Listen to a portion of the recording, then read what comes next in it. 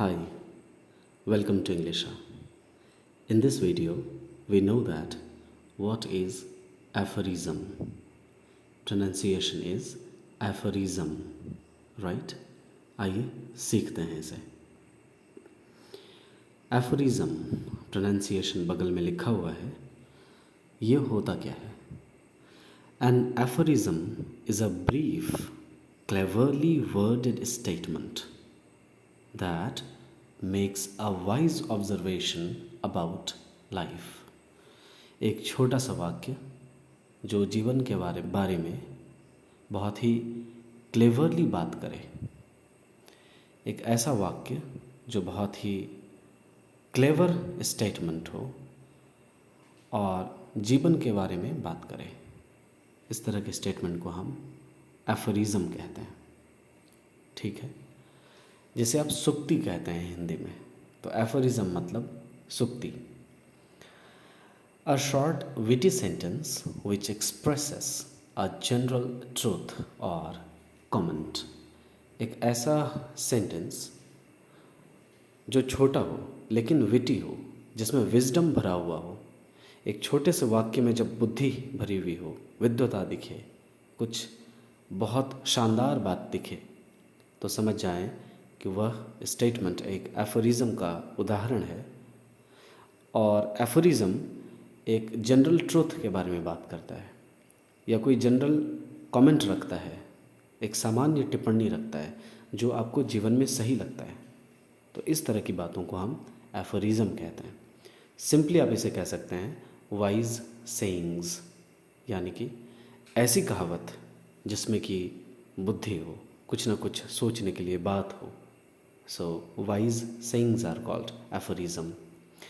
और दूसरे तरीके से कहिए, अ ब्रीफ सेइंग, एक छोटी सी कही गई बात, एक छोटी सी कहावत. एम्बॉडीइंग अ जनरल ट्रुथ और परसेप्टिव ऑब्जर्वेशन, एक छोटी सी कहावत जिसमें कि एक सामान्य सच की बात हो, या फिर आपने जो ऑब्ज़र्व किया है अपनी लाइफ में, एक सामान्य परीक्षण हो इसमें.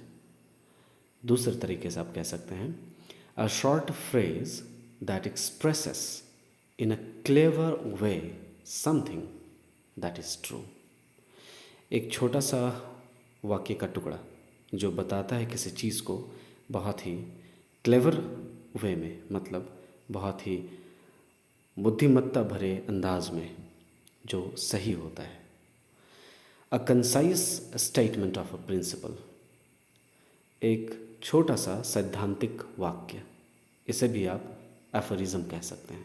आइए इसके बारे में कुछ विशेष जानते हैं. एफोरिज्म के सिनोनिम्स क्या क्या हैं, मतलब पर्यायवाची शब्द.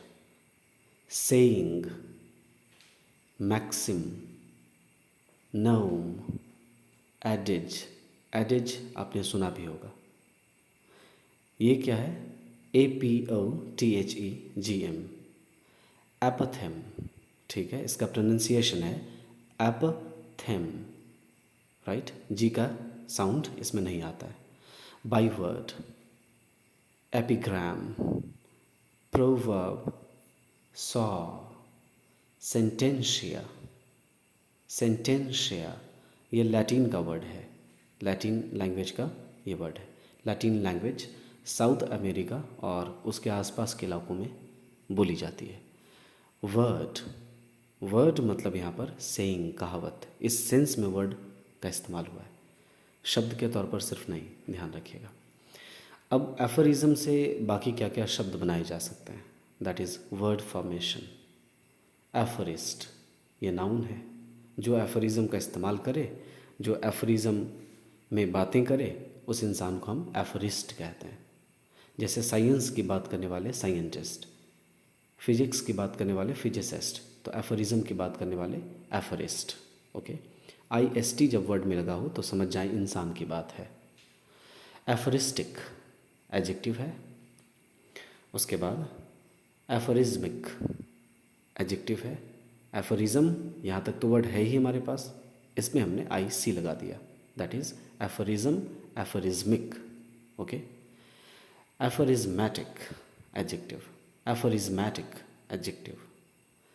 एफरिस्टिकली, एडवर्ब, एफरिस्टिकली, एडवर्ब। आइए कुछ इसके एग्जाम्पल्स देखते हैं। और इसमें मैंने भी अपनी तरफ से एक एग्जाम्पल लिखा है। ये थॉट कल ही आया था, आपसे शेयर करता हूँ। इंस्टेंसेस देखते हैं कुछ। Instances means examples. Power tends to corrupt and absolute power corrupts absolutely. ये लॉर्ड एक्टन का कहा हुआ है। Let us value the quality of life, not the quantity. देखिए सभी सेंटेंसेस बहुत छोटे हैं, लेकिन सभी सेंटेंसेस बहुत ही क्लेवर सेंटेंसेस हैं, विटी स्टेटमेंट हैं, सब में एक जनरल ट्रूथ है, एक गज़ब का परसेप्टिव ऑब्जर्वेशन है लाइफ को लेकर।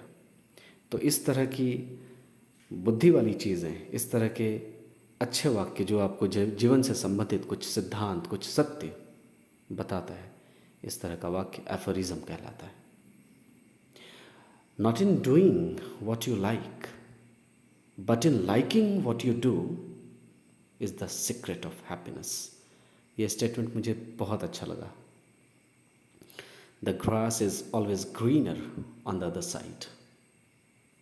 चलिए मैं इसे आपको समझाता हूँ। Not in doing what you like वाला, not in doing what you like, पढ़ने के स्टाइल पर ध्यान दीजिए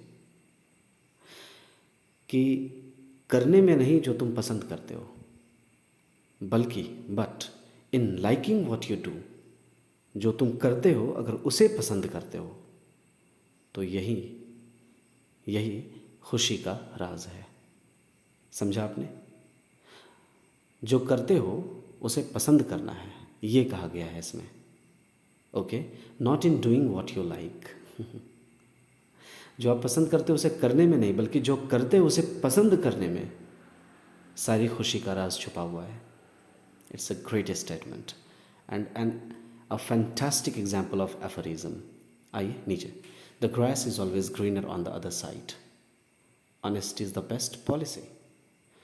और ये थॉट मैंने लिखा था, अ विंडो ऑफर्स यू थॉट्स। एक खिड़की के पास अगर आप बैठते हैं तो आपको विचार आते हैं, यानी एक खिड़की आपको विचार देती है। खिड़की के पास बैठा कीजिए। Anyway, thank you so much. जय हिंद।